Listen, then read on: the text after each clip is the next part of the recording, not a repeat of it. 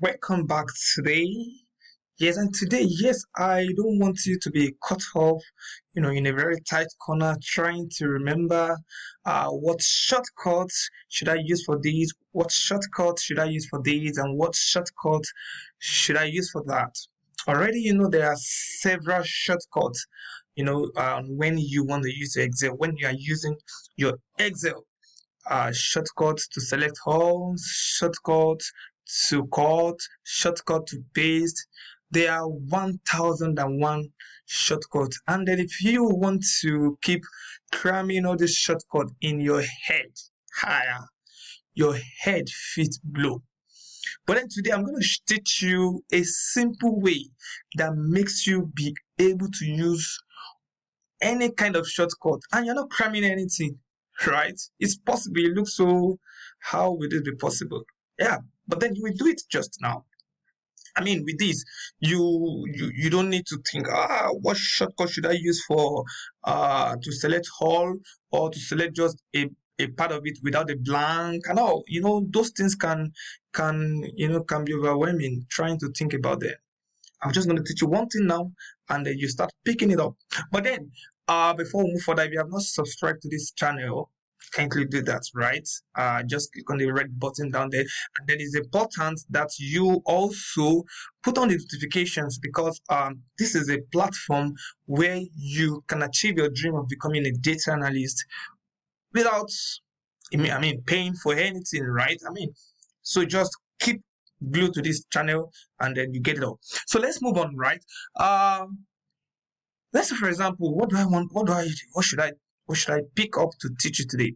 Okay. For example, now I want to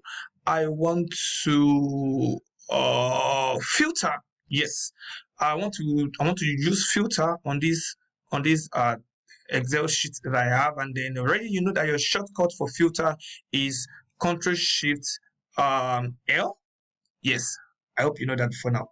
And if you don't know, I'm telling you, the shortcut for filter is Control Shift L. So you want to do that, just simple that. But then, you are thinking, what is that shortcut for filter that my coach taught me? Sometimes I can't remember, and then you think, I don't know this. There is a way to do it. It's simple. So there is a general way to identify shortcut in Excel. That is to press Alt, right? Have you heard that before? But then before you do that, you will need to select all the cells that you have on your spreadsheet, right? And to do that, you do Control A, right? You select one of it and say Control A. So you select one of the cell and do Control A. I've just done that, and you can see that all the cells that has data in it have been selected, right? All of them. So as soon as that is done, just go ahead to press Alt, just Alt like that, Alt. You will see that Excel by itself has labeled all the tab, the tab ribbon,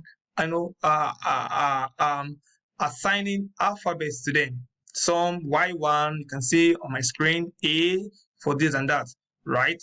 And then you want to use the filter, so you ask yourself, under where can I get a filter? Under what tab? Of course, we know before now that tab is under, filter is under the data type. Look at it, check it. What alphabet is assigned to data? It is A. Just go straight and press A on your keyboard. You have A.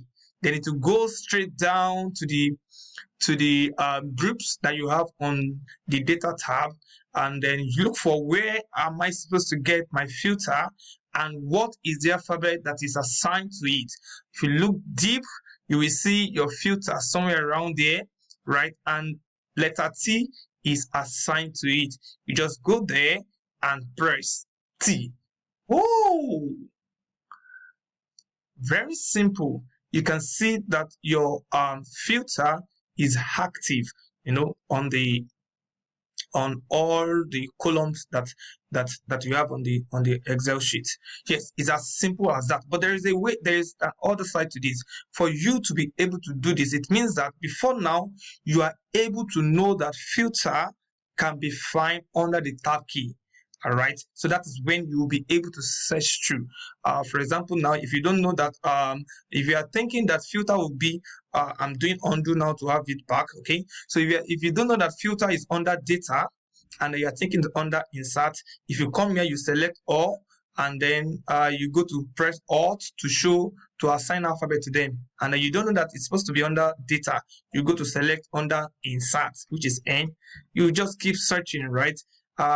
Meanwhile, it has assigned other alphabet to it, but then you can see anything. I mean, you keep searching. So you need to understand where your filter, where the exact feature you're looking for, where it is kept on the Excel, right?